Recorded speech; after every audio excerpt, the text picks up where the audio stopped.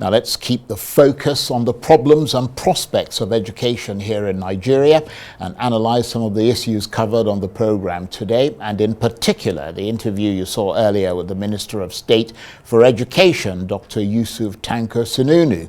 And with me in the studio for this is the education consultant and analyst Chukwuma Okenwa. Thank you very much indeed for coming in. And let me just mention that Chukwuma is not just an education consultant and analyst. He owns schools and he served on a government post-primary school management board. So he knows his onions from his tomatoes. Thank you very much indeed for joining us. Yeah, thank you. Just reflect for us on what you heard the Minister of State for Education saying in his interview just a few moments ago. What's your assessment overall? Well, what I could say from what the minister said is beautiful ideas. But of course, like we know, that the problem has not always been with the policies or the structure. You have all of the structures that is needed to make education work. But unfortunately, the system is lacking. And when I'm talking about the system, I'm talking about the functionality. Second also is that, like talking about the fact that the minister alluded to the fact they are doing a lot to reduce the number of out-of-school children. But of course, the UN thinks otherwise because the population keeps growing. So it becomes a case of one step forward, two steps backward. So it means as a nation, we are not doing enough. Then another thing also I want to point out, which is very important, and that has to do with his role and that of the senior minister, which he kept on reiterating. Theirs is to make policy, to supervise and ensure that it works. And truly that's what happens, right? Yeah. As someone that has served in an education board, I know that the role of either a commissioner or a minister is at best somewhat ceremonial, because in this, like for instance, at the Federal Ministry of Education, you have 17 boards. So the minister just play like oversight functions, and these boards are very powerful. Like at the state level, sometimes you could have like the board chairman who are more powerful than the commissioner, because in most cases what actually happens is that politicians are co-opted to manage this board because that is where the monies are. You know, because the role of a minister oftentimes could be ceremonial. We talked about politicians rampaging through budgets. Yes. What you're saying actually supports that. That's right, and that's what happens. And another thing again that is also very good to state, you know, which has always been anomaly within Nigeria political conversations, and when it even has to do with sectors like education, is that spending does not translate to budgetary performance. So sometimes you say, President Buhari, he increased the budget, it's now 6.39% of the entire budget. That does not necessarily mean that all of those monies earmarked for education, we at the end of the day get into education. Yes. You have TED Fund, the way that the politicians manage that, even governing councils, politicians come into the sector and they make mess of the whole system. And there are two sectors that are very sensitive, that we cannot afford to play politics with those sectors: education and health. Absolutely. Unfortunately, in Nigeria, everything is all about, you know, politics. But most importantly, it's good also to point out that if we actually tout education as the bedrock for national development, it means it is the foundation upon which every other development that we look out for. Now, when you look at like some developed countries, right, which like in recent past, like as recent as 80 years ago, maybe they had some crisis and then were able to strengthen the economy. You could go to those countries, see schools that have lasted 400 years ago, and you discover those schools were built to last. I mean, when you go to Germany, some of those nations, look at schools they are built. Well, I mean, in the UK, even in the UK. I mean, the UK. So that means that even hundreds of years old. So that means that even 400 years ago, 500 years ago, they understood that to have development, you need to have an institution that develop the mind, because there's no development without development of the mind. Yeah. Nevertheless, I mean, you've been in the school management system for quite some time. Did you detect, listening to him, an enormous push for educational support on the part of the Tinubu government? Is the issue suitably, in your assessment, on the front burner? Well, I would say yes, to a very great extent, but a lot more need to be done. And why do I say so? First and foremost, when it has to do with the issue of data management, owning our data, like we know that recently, Mr. President launched like a kind of a repository data system for education, and that's quite commendable.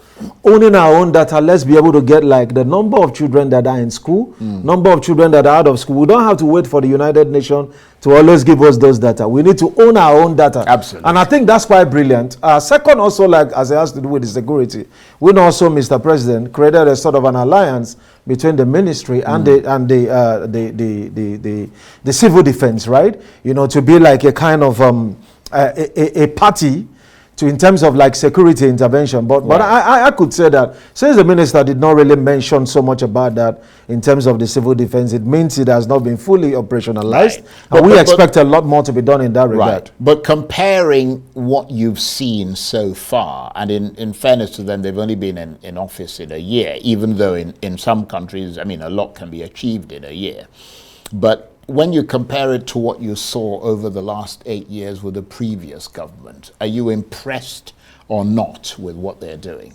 I would say I'm not impressed, right? Yeah, I would say I'm not impressed, but of course, like you rightly pointed out, 1 year may not be enough time, but looking at the trajectory, looking at the pace at which the current administration is moving on education, you know, there are two things, and I pointed out this.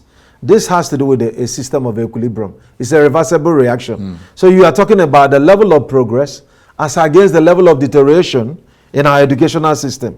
So at the end of the day, which is faster? Absolutely. And that's going to determine what the state of education will be in the next 1 more year. That's a good point. Yeah. And you own schools. What kind of schools and where do you own them? Okay, of course, like a group of schools, nursery, primary, and secondary, and hopefully like a university. Eventually. Yeah, sure, eventually. Well, I'm talking about what you own now. Yeah. not what you're dreaming of owning. Yeah, certainly. So where are they located? That's in Enugu State. Yeah. Okay, so it's on that state sort of level. Obviously, Yeah, sure. education is the responsibility, as he pointed out, of both the federal and the state's governments. Yeah, that's right.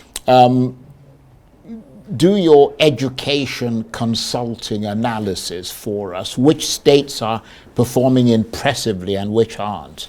Okay, so for now, let me start with Enugu State government, which for the very first time, in fact, since, we've not seen it like this in the entire nation, where a government can mark as much as 3% of the state budget. I thought it was 20%. No, 33%. Okay. Yeah. Well, that is impressive. Yeah, and that's why, what the UN has actually been asking. Yes. That's quite impressive. That means that we are not just saying education is a bedrock for development, right, just merely to say that we are committed to it. And I expect other state governments to borrow that as a model, replicate same, invest a lot into education, because your state has no future without investing into education. Yeah, but as you said, it's not about touting budgets. It's about what you do with them. Yeah, I can also confirm to you, right, of course, with the launching of the smart schools, which we know that like some of them has been completed, and children in rural areas are not having access to like use of computers, right? You know, use of like, learning things about sustainable development goals, smart skills, things like, liaising with like some global tech hubs. And of course, I was one of the consultants that ran training for the smart school teachers. And it was really quite competitive, the way the government selected those. There was nothing like, I know this person or I don't know. So when we bring in that level of excellence into education, I'm sure it's going to really, show. And one of the things also, like we saw that happen in Enugu State, was the fact that the Honorable Commissioner, when he came in, had to give like an assessment, first of all, both to the children and teachers to find out the state of education in the state. And it was quite glaring. Yes, we knew when RFI did that in Kaduna. And any person that really bothered to really assess, right, the level of education. I also know when some development partners partner with the Ministry of Education. And what they actually concluded after that particular research is that there is a learning crisis in Nigeria. And what that suggests is that the more the learning, the less the outcome. And obviously that's something that's fairly obvious, in this country. But obviously you need to kind of officially put it there so that everybody can see it. And the UNICEF and the rest of the UN have said that a country like Nigeria needs to commit at least 1/5 of its national budget to education to move the needle a giant step forward. So what you say Enugu State is doing is committing 1/3 of its budget. Yeah, that's right. And that is even better than what the UN is asking for. Although I have to say that what I heard was 20%. But You're saying 33%. 33, yes, 33%. Yes. So that is very impressive. But you mentioned the issue, and I think the minister talked about that. The size of the out-of-school children in this country, which is alarming. I mean, it's gone up from 10 million a decade ago to 18.3 million, according to UNICEF. But then it's important to understand, isn't it, that education in Nigeria is a complex mix of religion and culture, which rather complicates matters, certainly in some parts of the country. Yeah, that's right. That's right. That's right. And I think for the government to deal with that, you need to also incorporate the cultural and the religious strategy into the whole process. And I think the current administration is also considering that. We've seen, ranging from the Jonathan administration, a bit of establishing some schools that are context specific, like the Arimajeri schools. Yeah, we've also seen some of those interventions with the Tinubu-led administration. I want to see more of that. You know, if they can't come to school, like we say, if Muhammad cannot go to the mountain should come to the Muhammad. You can take the schools there. Yeah. You know, because when you talk about education for all, you talk about accessibility. I mean, school should be almost 5 minutes away from every child. Not a situation where maybe a child have to But you also you've got the system in Australia, for example, where you have Aboriginal that's right. people who live in very far-flung, I mean, it's a huge country, and they live in very far-flung areas. And what they do is that they call it education on the air. Yeah, that's right. So people are educated through radio and all that kind of stuff. You see what I mean? So there's got to be some creativity. But I think also that may not really work for maybe northern Nigeria and some other parts of the country. Why? Right. The reason is very clear. When you look at some of those nations, you also talk about the very fact that the informal component of education is very efficient. And that's also one aspect that we are losing out as a nation. Formal can never replace informal education, and it should be part of the strategy to also think of. No, obviously, formal education. Yes, but I mean, in a situation where there's not much you can do, yeah, that's right.